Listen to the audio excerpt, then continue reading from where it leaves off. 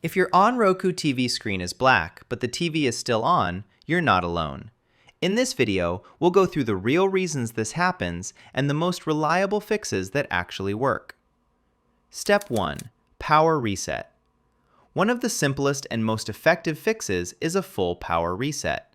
Unplug your Onn Roku TV from the wall outlet and leave it unplugged for at least 30 seconds. This allows any residual power to drain and clears temporary system glitches. After plugging it back in, turn the TV on and check if the picture returns.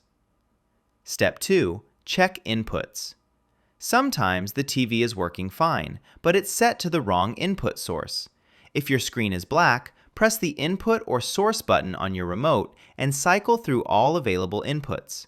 Make sure the TV is set to the HDMI port where your device or built-in Roku system should be displaying.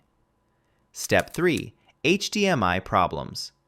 Loose or faulty HDMI cables are another very common cause. Check that all HDMI cables are firmly connected on both the TV and the external device. If possible, try a different HDMI port or use another HDMI cable to rule out a damaged one. Even slightly loose connections can cause the screen to go black while the TV remains powered on. Step 4. Reset TV.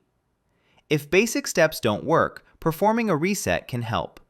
Many Onn Roku TVs have a physical reset button on the back or side. Press and hold it for about 15 seconds while the TV is powered on. This forces the system to restart and can fix software crashes that cause a black screen. If you can still see menus, a factory reset through the Settings menu is another option, but this will erase all apps and settings. Step 5. Power source. Power issues can also cause display failures. Try plugging your TV directly into a wall outlet instead of a power strip or extension cord. Weak or unstable power can prevent the screen from turning on properly, even though the TV appears to be running. Switching outlets is a quick test that many people overlook. Step 6. Sound but no picture.